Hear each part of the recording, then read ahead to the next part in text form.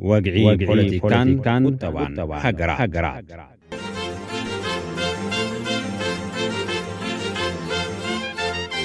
جبنات أنصار سبعونت جبن كناتن مسنات عليتن سلام تقاتلتنا نلومي جبن أنصار سبعونت زبهال انتي مخانو كنرينام أبشحن تعتميتن 45 جبن أنصار سبعونت نفلم أوان كال جبن كنات كوينو أب تشارتر نورنبرغ تسحفه بدحرزي جبن أنصار سبعونت كما كالها قراو جبناو حقو خينو أب يوغوسلافيان رواندان بزي حقزي أب تحتي أحقراو بيت فردي جبن كدانة تقبرم اتنا روم سمما أحقراو بيت فردي جبن أنصار سبعونت نتقلصو كما أكال بالجملة وي بسرعات أب لعلي سلامويان بفلاي متكعات مزفتسم جبن أنصار سبعونت تباهيلو يتوع كم قتلت مصنات عاليت بارنت كاب حدا هاجر مبرار ما أسرت ويكالة نمسرتها وممرحتات تتصرر أحقراو حقي بمتحسن أكلاو بارنت مزفتسم كما أكلاو مقطقات وي تورتشر صوتاو عمت صوتاو بارنت أقديدكا متناس أقديدكا ممكان كمون كالوت ملكعات صوتاو عمت ما أسرتن مسقواقن بزخواني يكون زفلتو قجلات وي بهايمانوت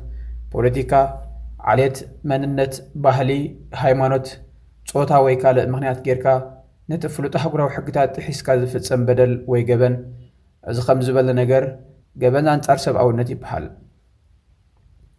بزيكازي بحيل سبات هتأمون كم طفو مقبار أبارتايدن كالة تماسال خونيلكا أب سبات كبير شقاي ويكبير مقداتي أب سبنت نايسب موراد ويابا أمرنا أكلاوت عنان سب قدات مبزاح بزو كل جبن أنصار سبعونت تباهيلو بأحقراو جبن زحتتيم بحفشا جبن أنصار سبعونت اتوم زخبدو أحقراو جبن كوينوم بسفيحن بسرعاتاوي وي سيستماتيك أبلع السلامة وحزب زفتهم متقعتاتهم كاب جبن كنات زفليلو تجبن كاب وتهدراو جيج زول خنات وتا زفتهم مخانومي مالت أبوان سلام وي أبوان كنات زفتهم مخانوم وي أب كنات زقبروا الأوان زفتهم مخينوم بمنقساو محاورات وي منقساوين أكلات زيكونو زفتهم جبناتهم زمالت بمنقسات كفتهم يخلو وي بولكي وي بستعاتقو جلاتون كفتهم يخلو زجبن كاب عليتاو مصنات وي جينوسايد زفليلو أزيوم سفاحتن صعوقاتن جبنا سلوزقوني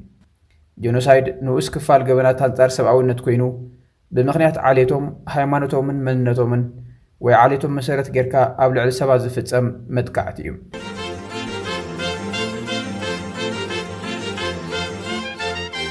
دنقاق بزعبا جبنا أنصار سبعونت نمنتا يدلي أب عالم لعلي 315 وعلات جبنا له كم مبتخ مسمر مرة خويتات سامارين كساب سنتة سبات زت أقلهم مبار نقولهم دك سبات زجلجلو عل حق انت زي هاليو نتزفت أمنة فتات جبن معجات أبهي ودك سبات عباها قاف زفتريم فلما بزعبا جبن أنصار 7 محتاج جمرة أبشحن 345 أب نورنبرغ زخاب زخون 75 عمتات حليفو يركب أبا حقراو بيت فردي جبن نتصور مجلسي جبن أنصار سبعونت نتصنحوكا كساب شحن 999 تنجنا يونيفرسالاوي نيبزحت هجرات سممع ويوعل زفتسم قوامي حقراو بيت فردي أيتنحن إزي نتأب علم زفتسم سفيح جبنات أنصار سبعونت كيرأ غير ويو بزيد ما هجرات مس جبنات التحاحز مرة خبير ديو سلازي هجرات كجبرو زجددن حقد ليو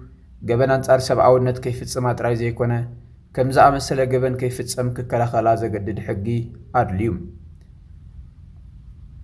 دول سممع ويوعل أب قداتن بزخم زبالة جبن زحلفو سباتن انتاي تلوي زلو أبا حقراو حقي اتجبناو حقي ممعبالون نفتسمت مقطعة تخبين مخالو تراي زي كونه ممعبال حقي 7 مسلات اتعابس قمتي أب 7 النتيب حدا نجر كاب حقي 7 مسل نردو نجر قديات 7 جبناتن كابت جبن وتصام عزقونن قبل اليوم جبن زفتسمة حتى تخينو فتحي كم زرخو كوريو تراي زي كونه كحساخ رخون كم زا مسل جبن داغماي كيف تسم وحسنت كرخبو مسل زوه بيم ازي بتاحقراو كوميشن حق السند فاحقراو حقي تدنجي وزركبي بزي حقتات زي قدياتن وتصامعات جبنات أنصار سبعونت زكلخللهم أكل كم زلوهم يسمعهم نتزبط حمن تسكي مامو زلو بسلا خفلت ألو من كفوخسو من مساون ካብዚ ማህሰይቲ ናጻ ክኾኑ ዘገብርን ሕጊ እዩ።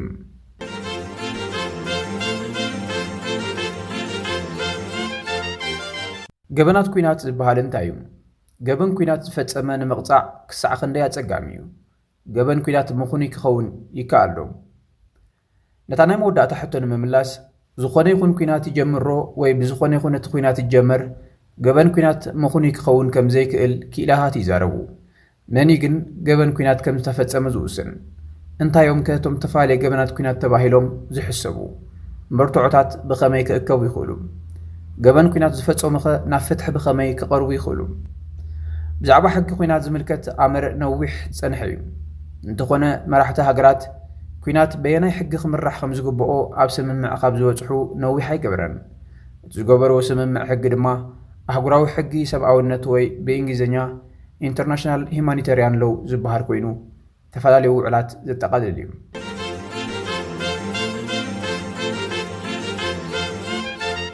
ከም እቲ ድሕሪ ካልኣይ ኩናት ዓለም ዝጸደቐ ስምምዕ ጀነቫ ኣህጉራዊ ሕጊ ሰብኣውነት ካብ ተፈላለዩ ምንጭታት ዝማዕበለ ስለ ዝኾነ ነፍሲ ወከፍ ሃገር በቲ ኣብቲ ሕጊ ዘሎ ኣይሰማዓንን። ንገለገለ ካብቲ ኣብ ሕጊ ዘሎ ዓንቀጻት ክቕበልኦ ከለዋ ንገለገለ ድማ ይነጽግኦም። ይኹን እምበር መሰረታዊ ናይቲ ሕጊ ግና ዳርጋ ኩለን ሃገራት ተቐቢሎን እየን። እዚ ሕጊ ብዛዕባ እቶም ተዋጋእቲ ኣካላት ውግእ ደው ንኸብሉ ይኮነን። እዚ ሕጊ ብዛዕባ በቲ ዝግበር ኩናት ዝመጽእ ስቓይ ንምጉዳልን ሰላማውያን ሰባትን ኢዶም ዝህቡ ወተሃደራትን ኣብቲ ኩናት ዘይሳተፉ ሰባት ከይጉድኡ ንምክልኻልን ዝእግድ ሕጊ እዩ። እሞ እቶም ተፈላለዩ ዓይነታት ገበናት ኩናት ዝበሃሉ ኣየኖት እዮም? ጉጅላት ተጣበቕቲ ዝመሰላት ነዚ መልሲ ክህብሉ ከለዉ ነቲ ናይ ሮም ኣህጉራዊ ቤት ፍርዲ ገበናት ሕጊ ኣቐሚጥዎ ዘሎ ዓንቀጻት እዮም ዝጠቕሱ። ኣብ 3 ዝተፈላለዩ ክፋላት ድማ ይኸፍሎም።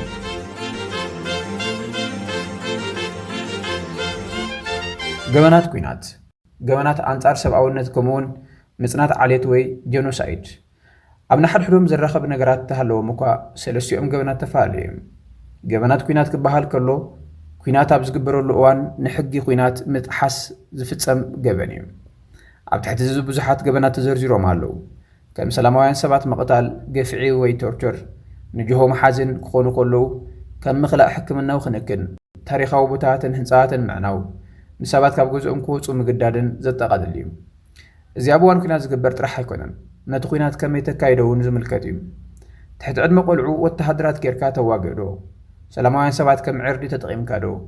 ንኣብነት ካብ ብዙሓት ሰባት ዝርከቦ ቤት ትምህርቲ ሚሳይላት ተኩስካ ዶ?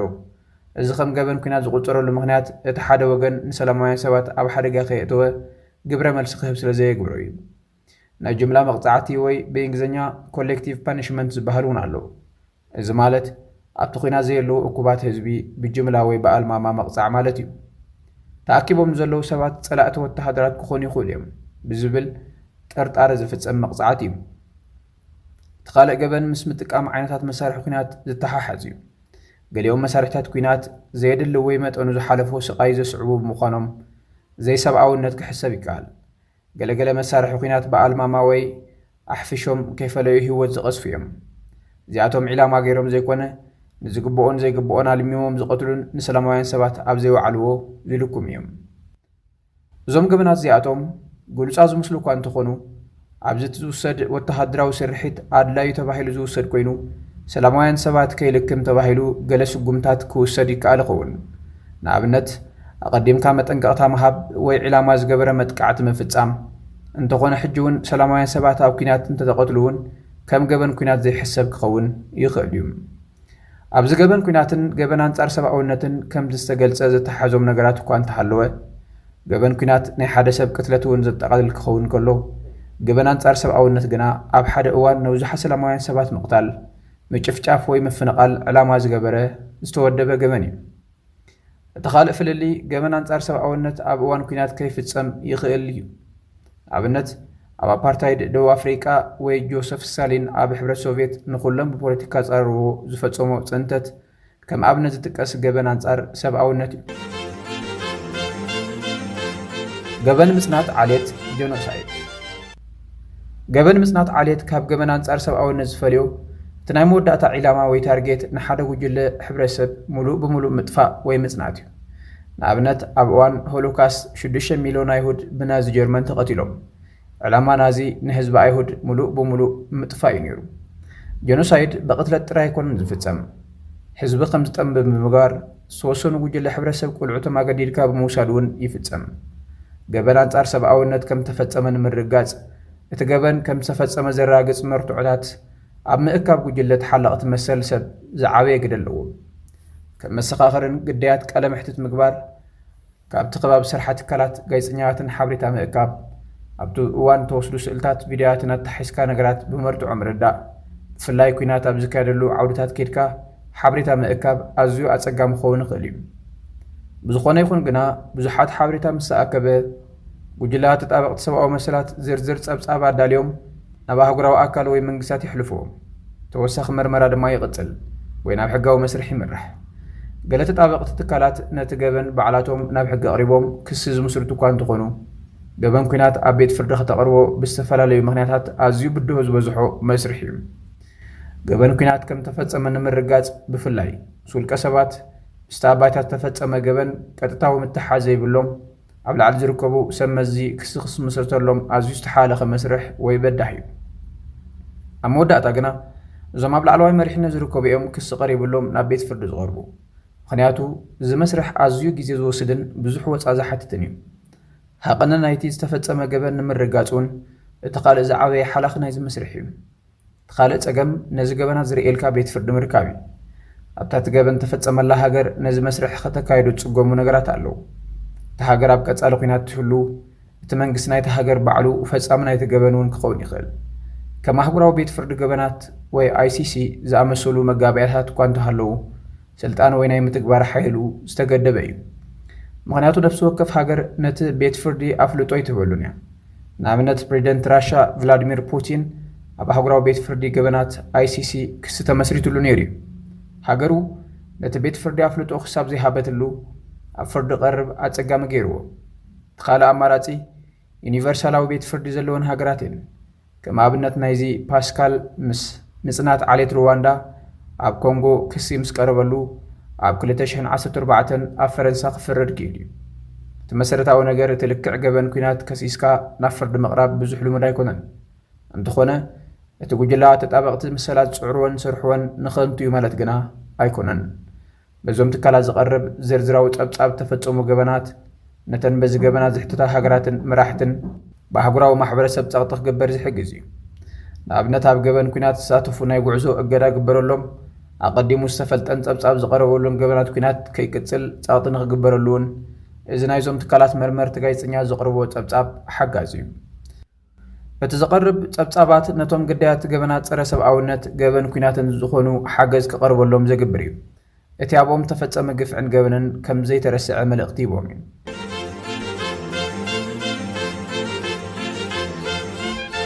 ኣብ ዝመጽእ ትሕዝቶታትና መስርሕ ኣብ ዓለም ተፈጸሙ ገበናት ኩናት ጸረ ሰብኣውነትን ምጽላት ዓሌታትን ኣህጉራዊ ቤት ፍርዲ ገበናት ክንርኢ ኢና።